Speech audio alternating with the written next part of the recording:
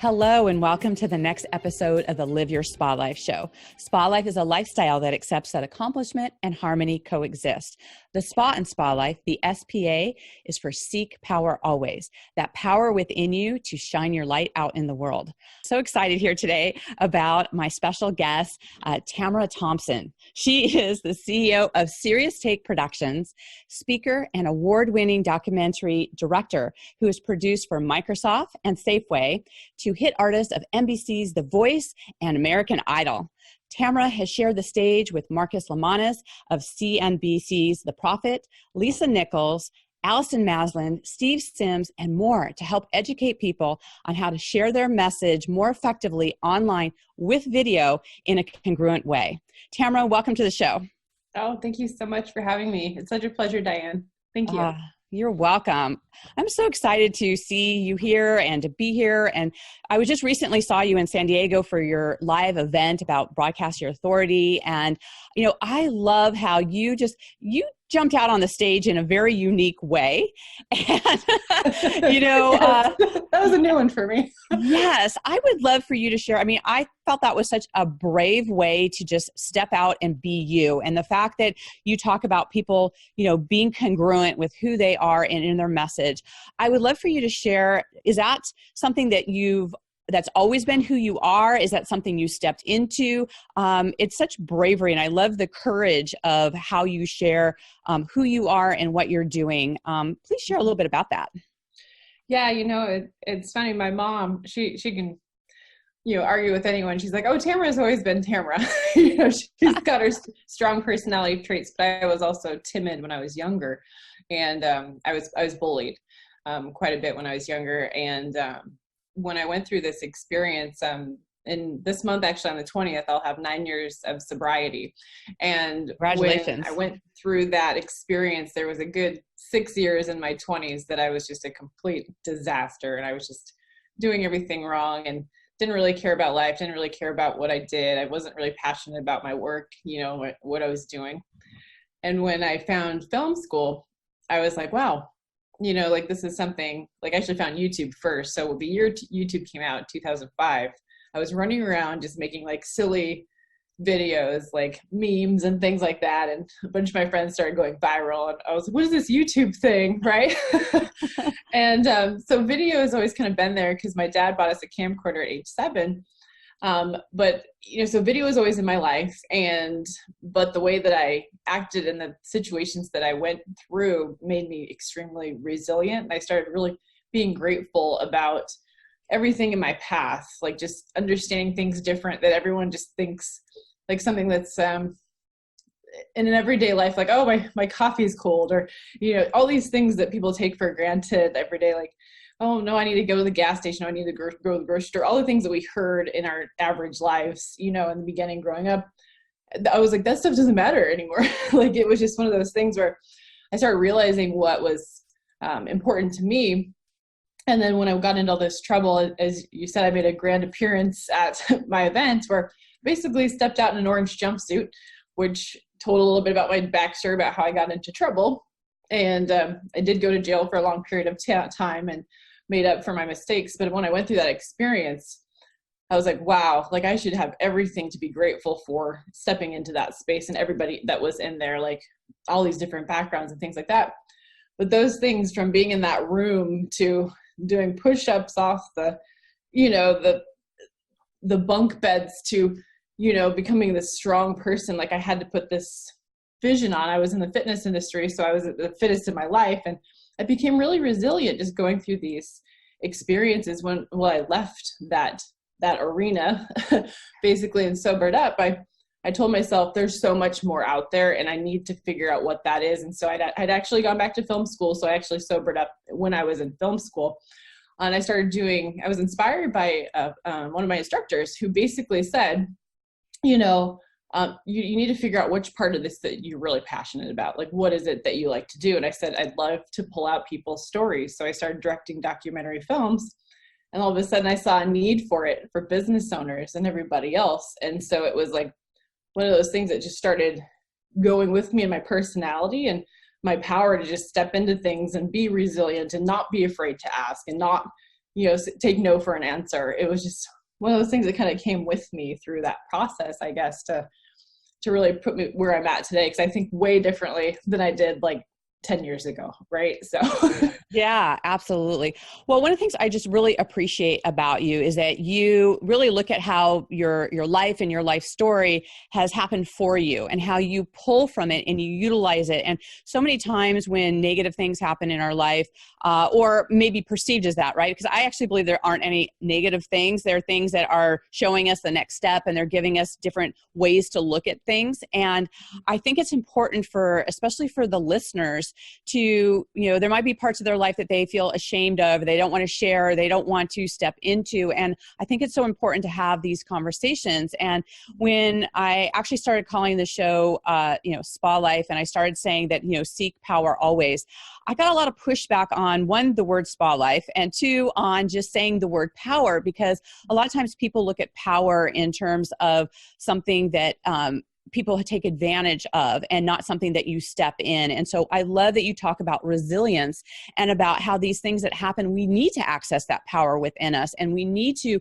really look at things from a different perspective. And I used to not always share when I was, a police officer and when I was undercover, and I would do some of the things in my life that it's like, well, that seems like a leap to some of the things that I'm doing now, but it's all relevant. It all shows what we're doing and what we're up to. And I know that part of what you're doing and explaining and broadcasting people's authority is really, creating memorable experiences for people. And I know that's one of your greatest joys. And I'd love to just speak a little bit more about how you create that for people and why is it your greatest joy? Yeah, no, that's like one of my things. So not just owning, a video marketing, agency. I love bringing people together. I love human connections, and relationships has been how I've actually been able to build my business, from strong referral partners. It's not just coming in, looking at it like, oh, I'm an affiliate marketer type of thing. It's more like, who are the ones that are in alignment with the way I think, that enjoy giving back, that are positive people, that have some sort of story that connects with me too. Not everyone has this like crazy, like resilient story, but we all have stories to share. And when we find those people that resonate with us, if it's in a mastermind group or if it's at an event, you just know and you just click. And those people, you hold them tight. And at that point, it's like, I love to, make introductions for these people because they're kind, they're caring, they understand the reciprocation of, giving back and making other introductions where they see fit.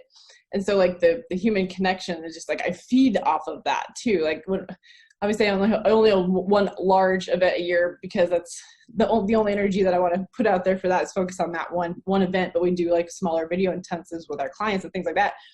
But that connection part is like one piece of it, instead of people just saying like, well, I'm going in, I'm getting my video content, I'm getting my feedback. Okay, check in a box, like a program. It's like, how can we help serve you more? How can we help you get seen and visible? Who can we connect you with? And that's really helped us grow because they see us as a company that's caring and kind. And the connection value is like 10 times whatever anyone ever invests in us, so it just makes that feeling like true to myself, because there's people I've tried to reach out and connect with because I'm like, something inside me is telling me I must connect with them. If it's not now, then it's not a no. It's just not now. And I'll figure out a way to reach that person and work with them or work for them or serve them in some sort of way. And so I never give up on people. Like I'm just one of those type of people that's like, I have this strong intuition that's saying like something's calling me or pulling me to this person. I'm attracted to this individual or this company. Like I know we can help serve them. So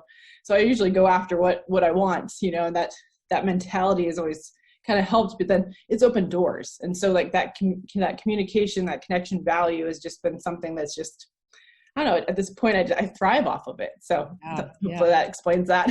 No, absolutely. And I think it's so important in a time where, in some ways people are hiding behind being online, right? And that they are having less connection with people.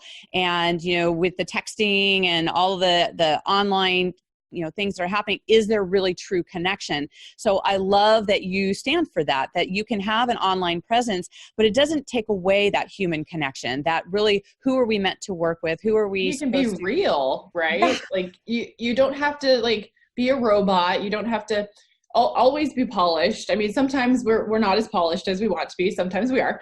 And, we could go out on like Facebook stories, Instagram stories, and put out like what we're doing so people feel like they know us or they want to know us. And that gives a little bit of taste of like what our life's like, so it's just that ability for people to follow our journey, to connect more on that like deeper level. They might not even have our cell phone number or text us, but people can definitely reach us, at this point where it's like, we have the ability to reach anybody in the world. Like, whereas back in like 1998 when AOL dial-up came out, I remember that. I was in high school and I was like boop, boop, boop, boop, boop, boop, boop. And I had my big flip phone. I'm like, boop, boop, boop, like just waiting for like, we can get in touch with people in a matter of seconds. Right. It's crazy, but I think it can be to our benefit and it can be something against us too if it's not utilized, or taught, the younger generation how to really hone in on really staying connected to people. Right. Otherwise, like conversation versus text, like what's more important to people these days. Some people are old fashioned, they say, but I still like to pick up a phone and actually have a conversation with someone on like Zoom or a telephone call if what I see fit, if not Messenger is fine, to build that relationship to see where people are at, so. Yeah. Well, they're saying now that companies where the leaders of the company, the CEOs and the owners, the ones who actually share more of their personal information, that people feel more connected and they actually are wanting to do more business with them. How do you see, being kind of behind the scenes and people really deciding what is their brand and how they want to get out there? And I know people can be maybe a little fearful of being out there, right? Really being visible, right? Yeah, so yeah. How do you address that? How do you address people, really going out in their personal life? Because, in the past it was like, oh, you never really shared a lot about your personal life. And now it's almost this expectation. And how do you balance who you're showing up with your company versus who you are as a person? And are they one and the same now? Well, I think that, first off, everybody has their core values, and being able to share your core values, that's going to resonate and connect with certain people. I think the vulnerability aspect as well is something that just like the vulnerability gets people. I mean, look at television shows like Undercover Boss, right? Like these big multi-million-dollar CEOs are going out undercover to see what all the workers and the people that like have multiple kids, low income, work really hard every day just to get by. Like those shows are so emotional. Like people are like, wow. Like if somebody came in and was like working for like, let's say a plumbing company and, the guy's only getting paid $20,000 a year and the CEO is over here making, I don't know. But the sense that they've been able to see that and see that true connection that these CEOs are also human as well, because people say people get big egos or whatnot. But when you keep that, up to par of like, you are who you are the authority in your niche and you know your knowledge, but being able to be somewhat approachable, I think is important. Obviously you set your boundaries with your business and the people that are connected with you. But whenever you're to be approachable and be vulnerable in moments, those little moments where people are like, oh, I totally get that. I totally resonate with her or him. But also, being able to be the authority, I think is important too, because you're showing your knowledge and they're like, she knows her stuff. I want to work with them. But that little point that you might have said, that's not like a robot, that shows people that your stuff, like that's going to resonate with people. Like, I want to work with her. I don't know how many people I've come up to me because they said something like, oh, I have a similar story. Not necessarily like attracting everyone that has the same story with me, but the fact that they're like, you are approachable, you're kind, I can tell, I had a conversation with you, I want to work with your company. And that just warms my heart, because I'm like, it's crazy though when people come up and things start popping up like numbers or, your intuition is just kind of flying, because you're like, wow, this person was definitely brought into my life for a reason. I'm here to help them. And I know that. So That's what happened at our event. We had multiple people coming up, just like sharing stories. And I wanted to listen to all of them, because I was like, I want to know what you're thinking, where you're at. What is it that you're fearful of? Because a lot of people, the fearfulness of like being perfect on camera to not being able to create the right content. What are their audience thinking? Like the fear of like the haters or the naysayers. Like there's so many things, we're all fearful of something, and so that's really kind of something that's like, we have to just kind of go past those barriers and and figure out what those points are, those fearful points that are going to help us kind of push us and give us strength at the same time, because that's really once you do that and you get past those barriers, people tend to just be like, oh, that was easy, or like, that wasn't as hard as I thought, or, oh my gosh, now I'm addicted to this. I want to record more videos. So that's usually what happens. Right. Well, there's something to be said about actually just taking that action. And I know part of how you design your life is through action taking. I know for me, even though I've done, hundreds of episodes here on my show, there's still something right before getting on the camera where you just kind of like, okay, am I going to, forget something? Am I going to, is it going to flow? It's just like those things, those butterflies, if you will, that come up, and then you're a natural. Show up. Well, thank you. But it's just one of those, when you just show up, I believe when you have people's best interests at heart and you really want to share, the brilliance of who someone is, then you can kind of get out of your own nervousness and the way of who you're being. And this whole thing around action, I recently heard something was brought to my attention around, because people are always talking about taking action, like, take action. But a lot of times they look at, well, they have to be inspired to take action. And I just read something where it said that, well, what if taking action was the inspiration? Like by taking action, it led to the inspiration and then it moved in that direction.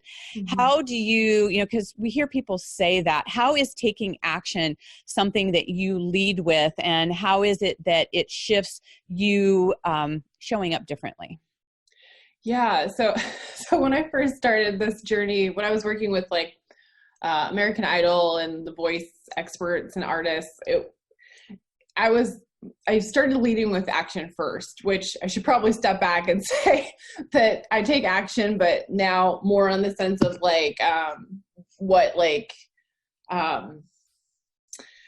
more of like a strategized action at this point, right? So like, who is it that I'm out to make a connection with? Who do I want to take action with? Like, is this, I started thinking about those things first. Like I'm always inspired to reach out to people, and I do my due diligence and research at this point, because when I was back creating video content for musicians, which in the time a lot of them had the mindset of like starving artists, right?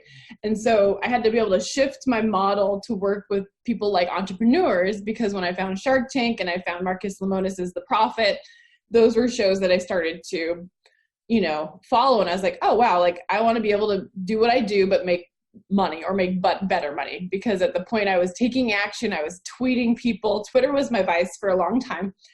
And I would just get in touch with, I would get their attention. I would get influencers' attention, so I have like Melissa Joan Hart following me. I had Marcus Lemonis follow me, Lori Grenier from Shark Tank follow me. Like they still follow me. I'm still connected. But it was like all these things. I'm like, okay, great. I got their attention. Like I took action. Now what? But like I had the intention to get them in a documentary film at the time. And I did the same thing with the artist. I created a web series, which I got sponsored, and built that out on YouTube. And I was like, but where is this leading? I'm just inspired by these artists to share their stories. But what was my end result from that web series? Nothing really, other than leveraging being connected to these influential people I've been on TV. So I was like, I needed something, like had to have a product, or, they were like, oh, well, could you do a music video for me? But I'm broke, So I was like, okay, what is it that's my intention here? Yeah. So the action part, it's something that's instilled in me now, that I'm like, I just kind of do that because I have to try, and that perseverance kind of comes through, and that persistence. And recently, Anthony Melchiori, he is the host of Hotel Impossible on the Travel Channel. So we're working with him now to build out his new show on YouTube. And he came to our event, and I don't know if you were there that day or not, but he literally was like, do you know how persistent you are? Like, because it took 3 years to follow up, get through the gatekeeper, get his cell phone number. I have a call with him actually today, which, it's funny but it took time with things too. A lot of people think that there's like overnight success with things, and that's not always the case, but don't give up. Like, if there's something that you want to take action on and you truly believe, I'm the type of person that might just go really big. Like they say, go big or go home. And I'm like, just go for it. Sometimes it didn't turn on the right advantage, but I learned through those experiences on what I wanted to take action with. So it's more like the strategy first, like, why am I connecting with this person, or why am I putting this energy or this video out here? Right. And then like when I'm like, yes, that makes sense. That matters to my audience. That matters to my my current clients, or it's an opportunity that can open up the door that's going to bring in more clients or help serve more people. Then I'm like, that's it. Just go for it. But yeah, so I'd say there's strategy there before it, but I think I was always inspired by people when they returned my tweet, or I'm like, I was meant to connect with them because they tweeted me back, right? I love it. I love it. It's a tweet karma, that's happening out there. It's not my biggest vice anymore, but it got me going. Right. Well, the thing I really love about this is that, so many times we see things and we think like, it's like, they talk about the 20-year overnight success, right? Where people don't see behind the scenes. And I do 12 years. I do some work with Bo Eason, and he talks about having a 20-year plan. And he said, in order to like build your craft and connect with the people and do what you need to do, you got to look at the long game, right? I mean, there's some short-term wins and things that'll happen, but when you look at it in the long term and, building those relationships and seeing what your strategy is and moving in those directions, I think it's important to have these kind of conversations, because people, when they don't have this success in like a couple weeks or a few months or even a year, get discouraged, right? And they stop. And the way that people sometimes put things out online, they don't necessarily share the negatives, or some of them will share like the triumph of going through this or becoming vulnerable. But a lot of things that we say online can just be whatever we choose to post. If it's a positive vibe, or if it's just an offer, or, some sort of video that's just all peachy keen, right? But at the same time, it's like people need to understand those things too. And when you're able to share some of those, when you reach a specific point in your success, you can share this and you also coach people like, this is where I was, this is what I did to get to here. And then you just keep going through those different levels when you're growing your business. So it's very intriguing to what we create and put out there. It's like, really, what's the energy that we put out that's attracting more people? How consistent are we? And be able to show our true self, but also share, like, I know how to help you because I've been there. Like, I think that's important. A lot of people put this energy out there like, oh, I can help you, but they might have not done it themselves. And so then it's hard to trust people that way. So right, definitely that whole building of trust. And when people look at things like on YouTube, it's an interesting experience, because a lot of times we'll see something and it feels like it's an overnight success, and maybe for some people it is a one-off, like things like the Chewbacca mom, right? Right? There's those things where it's like people want to have that, like, one-hit wonder that happens, and do you build some strategy around that? I mean, when people see that and they want that, and she did it well. So she was able to monetize rather quickly. So once she started leveraging going viral, then she was able to get more PR. So then she started getting like Good Morning America, which was smart there. And then when she started building out her Facebook page, she became more on the side of like affiliate marketing. So then she already started an audience that was able to grow into like product based. So she was able to monetize that. And then she has, I think, her own programs now, which is cool because she's able to lead with that. And it doesn't happen for most people. You just don't have a viral video, because most viral videos are not. I remember when ClickFunnels a couple years ago tried to create a viral video and getting people to share or whatnot. And within that first day, I think it was like 200 plus thousand like views or whatnot for the first day. And they're trying to get like 1 million views. Right. Like they were trying, I don't want to say they were trying too hard, but they were trying to put the strategy in place. But I think the viral videos are the ones that strike that emotion in the moment. They're like, oh, it's a little bit different than trying to plan a viral video. Right. Yeah. It's like planning to be excited, right? Or, it's like, how do you plan it? It's like, this event that kind of happens. And, I think that environments, what you create, really do lead to your experience of certain things. In fact, one of the things I love asking my guests is around, we have different experiences in our environment. I mean, you're going to feel differently in your office versus your bedroom versus your kitchen. And so what is your favorite room in your home and why? My bedroom. Because I gotta sleep. I actually just got a brand new king size bed with hydraulics that raise up, and I was like super excited. I actually slept like 5.5 hours last night, like in a row. Like, this doesn't happen. If anybody knows me, I sleep like 3 hours, and then I wake up, my brain's just cranking. But I love my bedroom because it's like kind of my sanctuary where I can just relax and just take in, and it's just my space, right? So because at that point, there's just so many other, the kitchen would not be it because I'm not a fan of cooking. So I'm with you, sister. I'm a good orderer. I do the freshmeals.com, I think it's called. Yeah. But that's the way I am though, because I want something that's efficient for me. For somebody to do something that I don't love, I delegate and take action on what I'm not excited about. Right. And I'm sure you're probably this similar way. Like I'm like, I don't like to cook, so I'm going to, purchase these meals for dinners, and I don't mind fixing breakfast or, lunch or whatnot, or smoothies or shakes. Right. But that night time, I'm working, I have calls all day, and then I'm like, that's the last thing I want to do is be in the kitchen. Right. Yeah. In fact, I've actually systemized my smoothie where I actually put together the things I mix in like 2 weeks intervals. And so I just have to pull out my one vial of all my potions that I have, and it's That's like, awesome. bam. That's perfect. Yeah, it works for me. It's definitely good.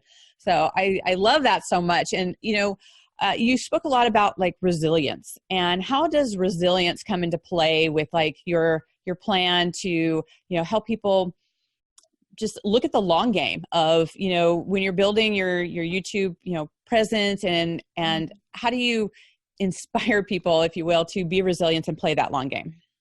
Yeah, well, they say like when, and I don't even use the word if. So like I always replace the word when you reach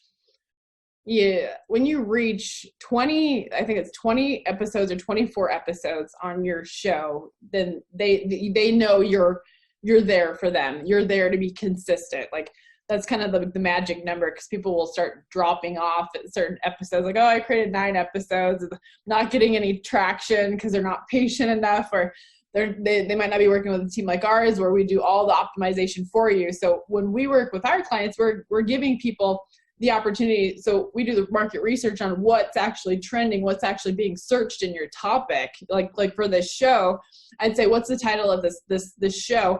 And are people actually searching for it, right? How are we going to optimize this show with a specific title for this niche that we're talking about today? So I think it's really important for people to understand like how to grow your YouTube, because people get really discouraged. So that resilience factor of like, just when the people get their back up against the wall, instead of being like, I give up, I'm going to push past this and figure out and ask for questions or ask for help on how I can actually sustain this channel. But also, am I doing it right? Am I doing something wrong? Instead of just keep doing stuff that might just keep putting you down, like figure out what's not working right away, really. Right. So I think that helps people too. So. Definitely. Well, and I know that you have a free gift for our audience so they can kind of take some steps in the right direction to do that. You want to tell a little bit about that? Yeah. So it's our YouTube checklist optimization sheet. So just that sheet basically lists everything that you need to get going for optimization. Obviously, you have to take the action to do the work and put those things in there, from, keywords to titles to thumbnail pictures to, description, like everything. Instead of just going and uploading a YouTube video, like that's not how it works for proper SEO. We want people to find you. So we've had people where we've launched their show within the first 2 weeks, and they're optimized. And for their specific title topic that we did the research for, they're ranking on the first page of YouTube and Google for their specific topic. And they're like, whoa, like, how'd you do that? I'm like, because we know what we're doing, because it's about the market research first, then you taking action to that specific keyword title that people are actually looking for, because people just assume that people want to hear this stuff. They're like, oh, I got this great topic. And I'm like, let us do the research and see. And the comparison of like the competition levels are very high on certain things. So if people are like, oh, well, it looks like 1 million people are searching for this, you don't want to actually go for that keyword because it's too high of a competition, or you actually want to, have someone searching between like 1,000 and 100,000. And you're like, okay, so we're in there, and that will help you get closer to actually ranking so you can be found faster than anybody else. So that's really what that's for. So that checklist, it basically runs down like what you need to do to actually optimize your channel from the get-go. So. Right. Oh, I love that. That's such a great distinction to really have a path and a plan, right? We talk about like what's your strategy going to be? What are you going to do, and how that's going to look like? And then I know that our listeners are going to want to follow you. So how can they do that as well? I think the easiest way is if you type in Director Tamara Thompson, that's my Facebook page. Go like there, go connect there. Instagram, Tamara Thompson Official. Yes, I'm officially this Tamara Thompson right here. So I like Instagram, but Facebook's probably the best way to find me. Just type in Director Tamara Thompson and go find my page, and you can start a convo there or engage with my page. And yeah, that's the best place to connect. Perfect. And we'll have all those links associated in there for everyone to, grab that easy. So make sure you look into the show notes on that. And, I know that, you really rarely get discouraged. You really move through things that maybe disempower you. Can you talk a little bit, kind of some final thoughts around standing in your power and just being patient as you're going through the process? Yeah. I don't get discouraged too much, but when people are going through things, I remember this year, so we made a really, really large investment with one of our talent speakers this year. So we had spent over $60,000 on just speakers this year at our event. And it was something that I was like, what am I doing? My business partner's like, what are you doing? And the way that we were leveraging how to cover the cost for that was based on the experience that we were doing behind the scenes, masterminding with these high level people and the speaker that we invested in. And moments like that is when I've been able to kind of push through and see that I've been able to make things happen because the stress level comes in. And that doesn't have to be something that big, but I'm just saying in any little situation that we have, it's if you want something so bad enough, you find out how to get it or how to get there, instead of be oh, I can't do this, I don't have the money, or all that mindset of I can't, I won't try, And so for me, it's every time I do something big or bold, that type of an investment. I never hired a speaker for my events before. It was all relationship built from people that I invited out that said yes, that they know me, right? And so by doing that, I was able to put together this experience where I sold behind the scenes to fill that event space with that cost. And then my business partner was she was I don't see this happening. I was I got this. So I pushed through and I did that. I sold exactly what I needed to sell to cover all the costs of the entire event. So over 6 figures in the event, itself went out. But when you go through these things where you're discouraged in moments or you don't feel like you can push through, just know that you can, and having the patience with it. It's one of the things there, because all of a sudden it's coming up to the event and you're okay, I got to, do 5 more enrollments of, let's say 5K. So I need an additional $25,000 to come through. I had to have the patience, but the will and the drive and the know and the, just the understanding that everything would fall into place. And it was so crazy because I said, put the intention out there that this is going to happen by this date. And then everything just kind of comes into play by that point. It's just being able to have faith and trust that anything that you do out there, the intention, having patience with things is anything out there. I'm not saying that big story, it has to resonate with everybody, but even the little things that we do, have patience and just go through the steps, the emotions that we go through that actually lead us through that to make us stronger through that experience, really. So. Right.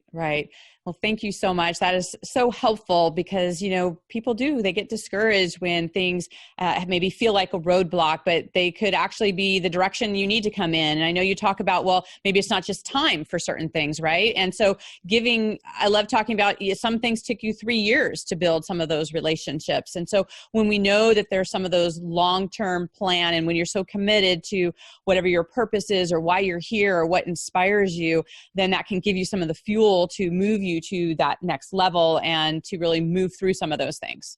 I think also too is when you're going through these situations or scenarios where you're trying to figure out if this is the right move for me, should I move my chess piece here or there?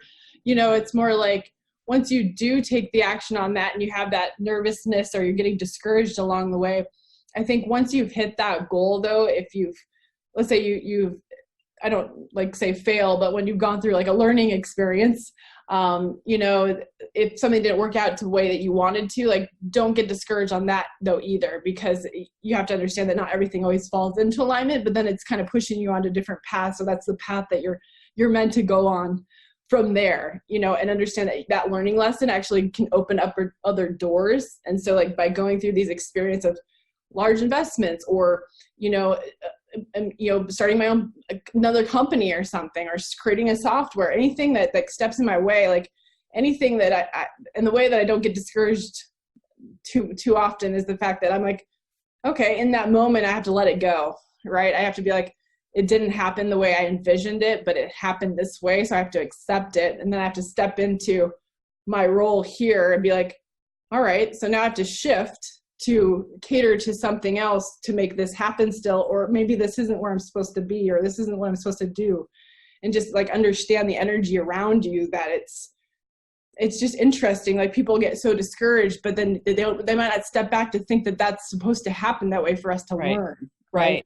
So. Right. When they say that, there's no failure, it's just feedback, right? It just gives you the information to take the step that you need for the next thing. So I thank you so much, for being here on the show and sharing your wisdom. And we'll have all of the show notes that will have ways for people to connect with you. And I love what you're doing, and I love what you stand for. And I just want to thank you so much for being here. Thank you for having me. I appreciate you so much. Definitely. And for our listeners out there, we just appreciate, your most important resources, your time, for being here with us. And, we're here to support you. And any questions, we'd love to hear what you take away from the show. Like, what is it that you're going to take action on, right? What are some of the things that you may need some support on? Please put in any questions or comments and tag Tamara and myself. We're happy to answer any of them that you have. We want to, be able to support you. Please, like and share and subscribe. That's how people, hear about us and really get to be part of the conversation and the community that we are building together here. So I just want to thank you so much for being here with us. And until we connect again, live your spa life. Bye for now. Bye-bye.